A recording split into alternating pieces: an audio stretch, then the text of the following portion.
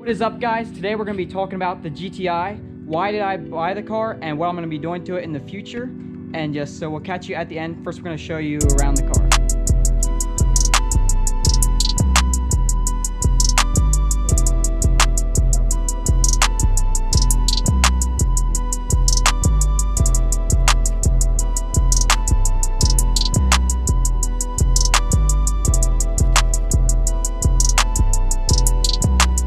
Chuki Beats.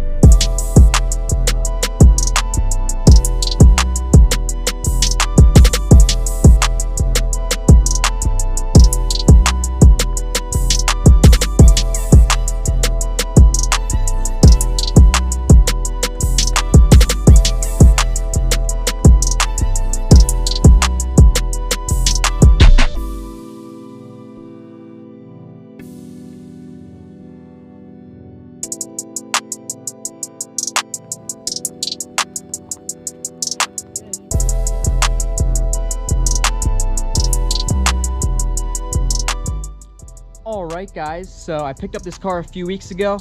I came across it, checked it out in person, and was like, wow, like, I have to get this car. It's just super clean underneath. Back home in Pennsylvania, you can't find cars like this with no rust underneath. And so I was just like, wow, like, and I felt like it was a good deal. Before I got my Corrado, I checked into some of these. I think they're super cool cars. It's cool to think that this is where the hot hatch started. You know, there wouldn't be a Golf R or Focus RS if it wouldn't be for this car, which is crazy to think about. So I'm super excited about that, and just how simple the car is. Like, it's super light, no power steering. You know, this is factory non-AC car. Like, that's just crazy to me.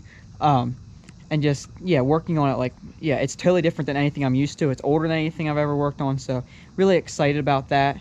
Also, my dad had two of these when he was my age, which that's really cool that I can have something and experience that the same. So gonna be working on the car. It barely runs, barely drives, it has no brakes. The interior is really rough, as you saw, but so in the next coming months, I'm gonna keep posting videos about what we're doing to the car. First thing, gonna get it running great so we can at least even drive the car.